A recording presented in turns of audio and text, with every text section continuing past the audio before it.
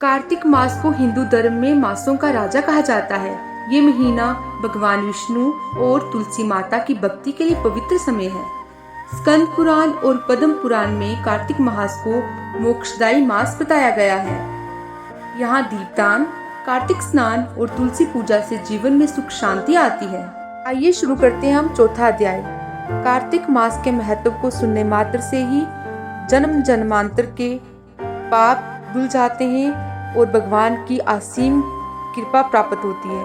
और अगर आप भी भगवान की असीम कृपा पाना चाहते हैं और वैकुंठ में वास करना चाहते हैं तो आपको ये अध्याय जरूर सुनना चाहिए। आइए शुरू करते हैं। नारद जी ब्रह्मा जी से कहते हैं कि हे ब्राह्मण, कार्तिक मास में जो दीपदान होता है उसका महत्व कहें। ब्रह्मा जी कहने लगे कि हे पुत्र, दीप चाहे स्वर्ण का हो अथवा चांदी का, तांबा का, आटा का अथवा मिट्टी का हो, अपनी श्रद्धा अनुसार कार्तिक मास में दान करना चाहिए। ऐसा करने से सब पापों का नाश हो जाता है। दीपक भगवान की मूर्ति के आगे अथवा तुलसी के वृक्ष के समीप, चौक, ब्राह्मण के घर, वृक्ष के नीचे, वन में, गौशाला में तथा ताक पर चाहे घी का हो या तेल का जलाना चाहिए। जो ब्राह्मण के घर पर दीप जलाता है उसको अग्निष्टोम यज्ञ का फल प्राप्त होता है। जो आकाश में ऊंचा दीपक जलाता है उसके धन की वृद्धि होती है तथा वैकुंठ में वास मिलता है। भगवान से प्रार्थना करें कि हे भगवान, मैं आपके निमित्त दीपक जलाता हूँ। कार्तिक में मथुरा, माघ में प्रयाग और वैशाख में हरिद्वार का वास अति उत्तम होता है। जब सूर्य तुला, मकर और मेष राशि का हो, उसमें किए गए व्रत, नियम और पूजा बहुत अधिक फल देने वाली होती है।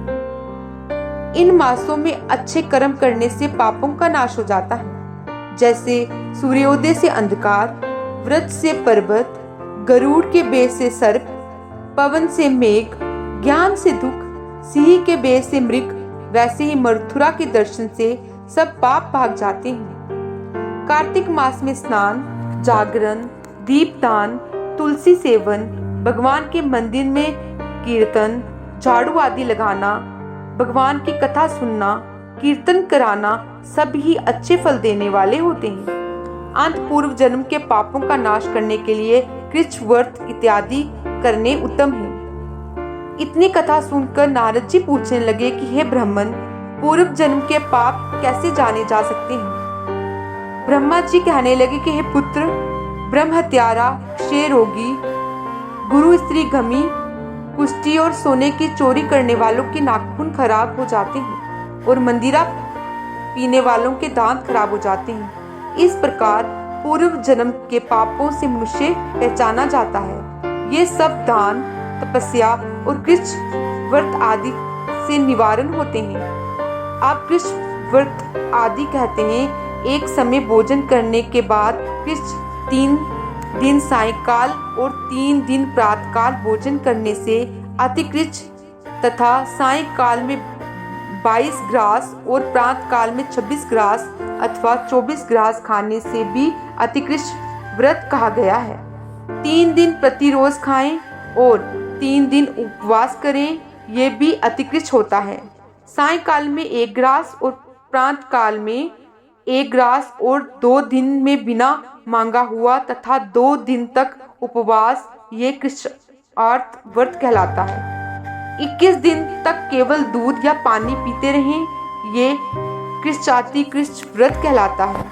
12 दिन तक उपवास करना पुराक व्रत कहलाता है। 4 दिन तक कुछ नहीं खाना, फिर सत्तू खाना या छाछ पीना, इसके पश्चात कपड़ा या दक्षिणा ब्राह्मण को देना सौम्य कृच्छ व्रत कहलाता है। इस प्रकार 12 दिन तक करना द्वादश कृच्छ कहलाता है। तुला, पुरुष का दान करना और गौ का धृत, गोबर, दूध, दही तथा कुशा का जल पीना, दूसरे दिन उपवास करना, ये कृच्छ संतपन व्रत कहा गया है। 3 दिन तक गोमूत्र, 3 दिन तक गोबर, फिर 3 दिन दही, फिर 3 दिन तक दूध, फिर 3 दिन तक घी खाएं, ये संतपन है जो सब पापों का नाश करने वाला होता है। इसी प्रकार गुड़, कमल, बेल, इनके पत्ते या कुशा का जल, ये प्रतिदिन पीने से उत्कृष्ट व्रत होता है और 3 दिन तक उपवास करके पहले लिखी हुई वस्तुओं को पिए तो पूर्ण कृष्ण व्रत होता है। यदि तपा हुआ दूध, घी, जल एक प्रतिदिन पिए और 1 दिन उपवास करें तो उसे तृप्त कृष्ण व्रत कहते हैं। जल, दूध, घी यहाँ तपा कर 3 दिन तक पिए और एक समय स्नान करें तो ये भी कृष्ण व्रत होता है। इसका प्रमाण यानी 8 तोला दूध, 12 तोला घी, 4 तोला होना चाहिए तथा कार्तिक शुक्ला चतुर्दशी को भगवान का पूजन करना चाहिए। उपवास करके उस रात्रि को जल में स्थित होकर ये पेट जल कृष्ण व्रत कहलाता है, जिसके करने से वैकुंठ की प्राप्ति होती है। कार्तिक सुदी सप्तमी को घी खाएं, फिर एकादशी को उपवास करें, ये पितामह कृष्ण व्रत कहलाता है।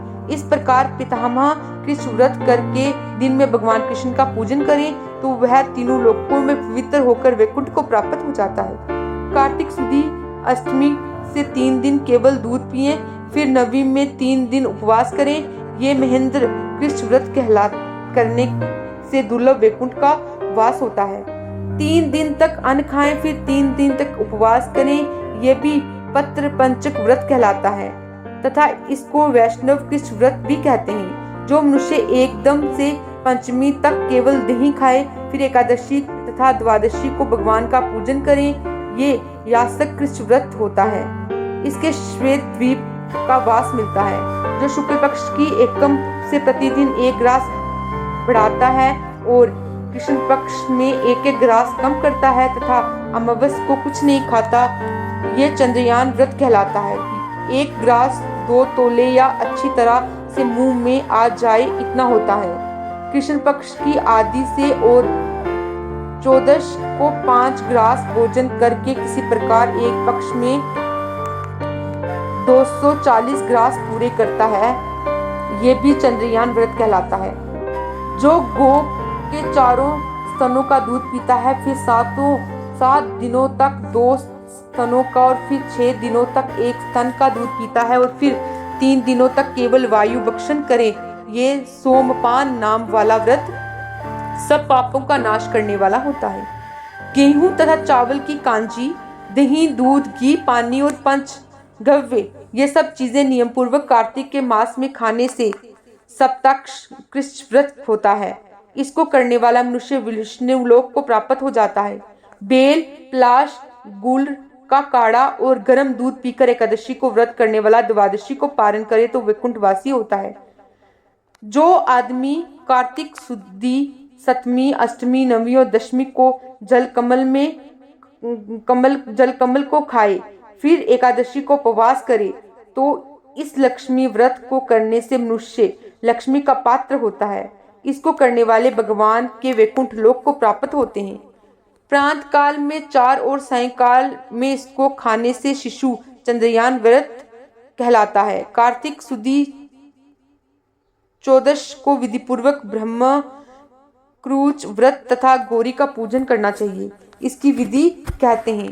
गोमूत्र, गोबर, गोदृत और कुशा का जल लेकर ये सब मिलाकर पंचगव्य अथवा ब्रह्माकूच होता है तथा लाल रंग की गौ का मूत्र, श्वेत गौ का दूध, नीली गौ का दही, काली गौ का घी आदि ये ना मिल सके तो दूसरी तरह का भी पंचगव्य हो सकता है। इसका प्रमाण ये है कि गोमूत्र 8 माशे, गोबर 19 माशे, दूध 12 माशे, दही 10 माशे, घी 8 माशे तथा कुशा का जल 4 माशे। गोमूत्र गायत्री मंत्र पढ़कर लेना चाहिए।